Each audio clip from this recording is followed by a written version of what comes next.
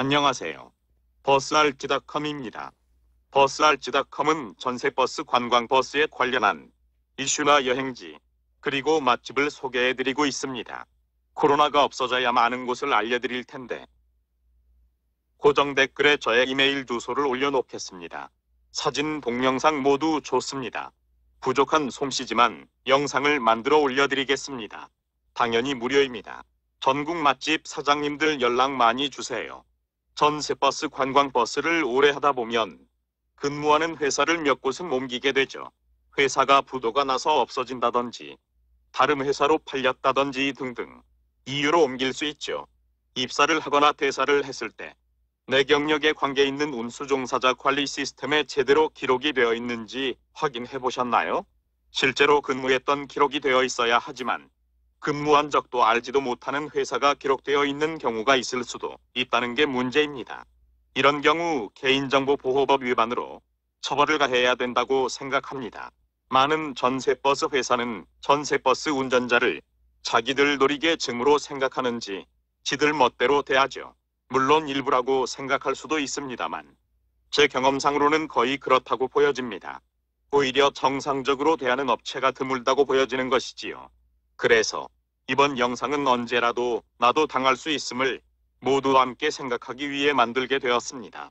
물론 인터넷 검색이나 유튜브 영상 검색으로도 알 수 있겠지만 가까이 우리가 근무하는 전세버스 근무 중에 충분히 있을 수 있으며 우연히 저도 당했음을 알게 되어 경찰서에 고소를 했고 그 진행 과정을 공유하고자 합니다.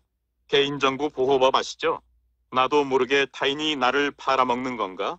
할 수도 있습니다만 조금만 알면 이것이 얼마나 중요하고 무서운 것인지 알 수 있습니다. 우선 개인정보보호법이 뭔지 알아보겠습니다.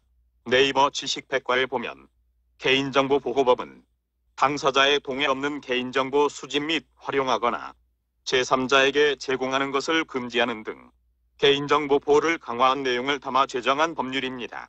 이 법은 개인정보의 수집, 유출, 오용, 남용으로부터 사생활의 비밀 등을 보호함으로써 국민의 권리와 이익을 증진하고 나아가 개인의 존엄과 가치를 구현하기 위하여 개인정보 처리에 관한 사항을 규정함을 목적으로 합니다. 여기서 개인정보란 살아있는 개인에 관한 정보로서 성명, 주민등록번호 및 영상 등을 통하여 개인을 알아볼 수 있는 정보를 말합니다.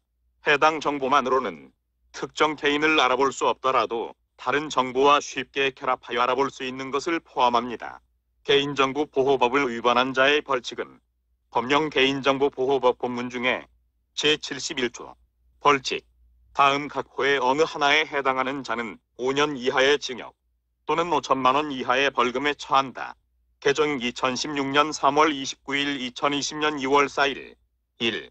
제17조 제1항 제2호에 해당하지 아니함에도 같은 항 제1호를 위반하여 정보 주체의 동의를 받지 아니하고 개인정보를 제3자에게 제공한 자 및 그 사정을 알고 개인정보를 제공받은 자 등입니다. 제가 고소한 회사명은 공개할 수 없지만 고소 내용은 대략 이렇습니다. 그 회사 법인명도 대표이사도 저와 일면식도 없으면 알지도 못하는 전혀 관계없는 사람이고 그리고 법인입니다. 그 회사에는 근무한 적이 전혀 없는 그런 회사입니다. 그러나 그 회사는 저의 개인정보를 이용하여 한국교통안전공단 운수종사자 관리 시스템에 등록해 놓은 것입니다. 물론 저에게 그 사실을 알려서 허락을 받거나 동의를 구한 적이 전혀 없었지요. 제가 보낸 내용 증명에 대한 서면 답변서에 따르면 제가 2019년 4월 20일경부터 약 5개월 정도 근무한 전 회사를 그해 10월에 인수했다고 합니다. 그러나 그 전에 근무했던 전 회사의 근무기간을 포함해서 2020년 7월까지 근무했다고 허위로 등록한 것입니다. 물론 저는 전 회사를 9월 중에 퇴사를 하고 퇴사 직후부터 지금까지 다른 회사에 근무 중입니다. 이는 명백한 개인정보보호법의 당연한 위반으로서 처벌이 필요한 것이지요.